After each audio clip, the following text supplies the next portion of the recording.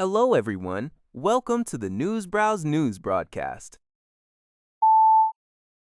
According to a report by NBC News, the English-speaking Five Eyes Intelligence Sharing Alliance, comprising the United States, the United Kingdom, Canada, Australia, and New Zealand, has issued a joint warning regarding an aggressive recruitment campaign by Chinese espionage agents on professional networking and job search websites.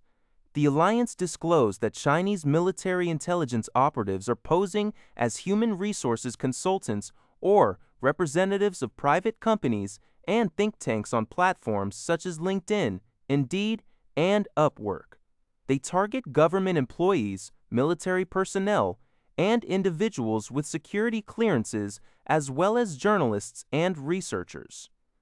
The recruitment scheme typically begins with fake job postings for policy or defense analysts. Once candidates apply, agents review their resumes and conduct virtual interviews. Applicants are then asked to write reports on international relations or trade for payments ranging from hundreds to thousands of dollars. Eventually, recruits are pressured to provide classified or non-public information, and communications are moved to encrypted apps. In response to the bulletin, the Chinese embassy in London strongly condemned the allegations, calling them entirely fabricated and malicious slander. According to UPI, the European Parliament has approved a resolution urging the European Union to suspend its political dialogue and cooperation agreement with Cuba. The measure, passed on Thursday, demands that the Cuban government transition to a multi-party democracy and release all estimated 1,300 political prisoners on the island. Additionally, lawmakers called for targeted sanctions, including asset freezes and travel bans, against Cuban President Miguel Diaz-Canel and other high-ranking government and military officials. The resolution points to the ongoing humanitarian crisis, stating that the high poverty rates in Cuba are a direct consequence of the regime's failures rather than external embargoes. Members of Parliament also suggested delivering future aid directly to Cuban citizens through independent non-governmental organizations and churches, bypassing state-controlled institutions. While the resolution significantly increases political pressure, any official decision to implement these sanctions or suspend the 2016 bilateral agreement requires unanimous approval from the Council of the European Union.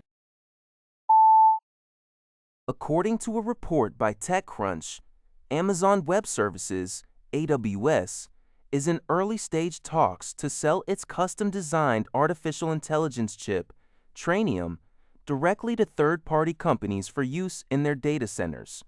This potential shift in strategy represents a direct challenge to Nvidia's dominant position in the AI hardware market.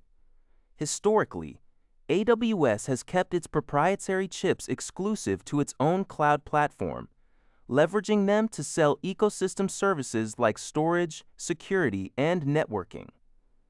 However, Amazon CEO Andy Jassy recently hinted at direct sales, estimating that AWS's chip business could command a $50 billion annual run rate if operated as a standalone entity.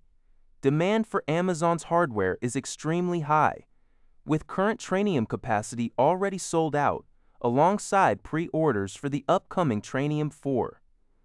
Despite the high demand, launching direct sales would require overcoming major manufacturing constraints. Amazon relies on third-party foundries like TSMC, which is currently heavily backlogged with orders from major tech giants, including Nvidia.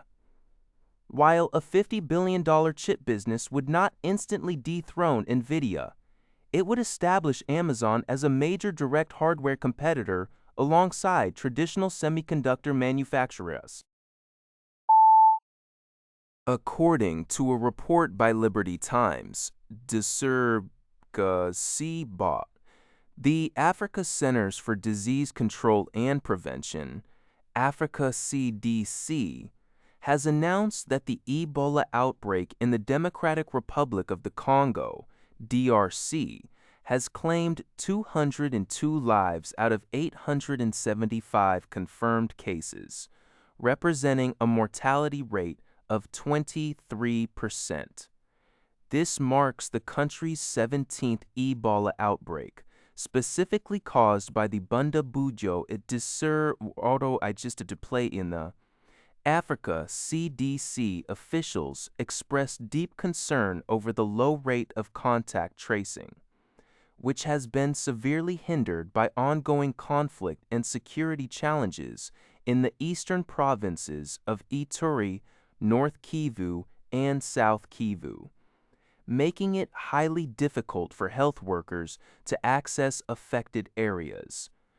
The Red Cross warned that the epidemic has not yet peaked and could take up to a year to be fully brought under control.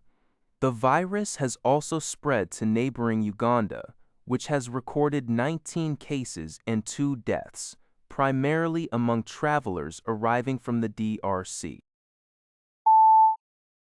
According to the news agency Antara, Indonesian Foreign Minister Sugiono has called for strategic cooperation with Russia to develop nuclear energy technology. The initiative is part of Senage's Dwadila Gia Treba So Asnak, Sefishon aided for bad that any prospective partnership must strictly adhere to technology transfer, human resource training, and the highest international safety standards. In a related development, Indonesia is exploring plans to build a fleet of floating nuclear power plants in collaboration with Rosatom, Russia's state-owned nuclear energy corporation. Rosatom's Director General, Alexei Lukachev, confirmed that commercial talks had begun following an invitation from Indonesian President Prabowo Subianto.